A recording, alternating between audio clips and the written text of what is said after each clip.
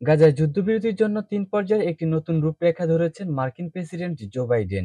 গাজায় স্থায়ী যুদ্ধবিরতি প্রতিষ্ঠায় এই রূপরেখাকে ইতিবাচক হিসেবে বিবেচনা করার কথা জানিয়েছে হামাস। শুক্রবার ৩১ মে যুদ্ধবিরতির নতুন প্রস্তাব তুলে ধরেন বাইডেন। বার্তা সংস্থা রয়টার্সের প্রতিবেদনে বলা হয়, শুক্রবার হামাস এক বিবৃতিতে জানিয়েছে, স্থায়ী যুদ্ধবিরতি প্রতিষ্ঠায় গাজা থেকে ইসরায়েলি সেনা প্রত্যাহার এবং এই উপত্যকার পুনর্গঠন ও বন্দি বিনিময় নিয়ে বাইডেনের বক্তব্যকে ইতিবাচকভাবে দেখছে তারা। মার্কিন প্রেসিডেন্ট জো বাইডেন হোয়াইট হাউসে গাজার স্থায়ী যুদ্ধবিরতির জন্য একটি রোডম্যাপের প্রস্তাবের কথা উল্লেখ করেন। এ সময় তিনি বলেন, হামাসকে এ ধরনের প্রস্তাব আগে কখনোই দেওয়া হয়নি। হামাসকে এর প্রস্তাব মেনে নেওয়ার জন্য আহ্বান জানান তিনি। তার ভাষ্যমতে গাজার যুদ্ধ বন্ধ করার এখনই সময়। পাশাপাশি ইসরায়েলের সব নেতাকে প্রস্তাব গ্রহণের তাগিদ দিয়েছেন তিনি। বাইডেন জানান, হামাসকে পুনরায় অস্ত্রসজ্জিত হওয়ার সুযোগ না দিয়ে গাজার পুনর্গঠনের জন্য ফিলিস্তিনি ও ইসরায়েলি নেতাদের এক হতে হবে।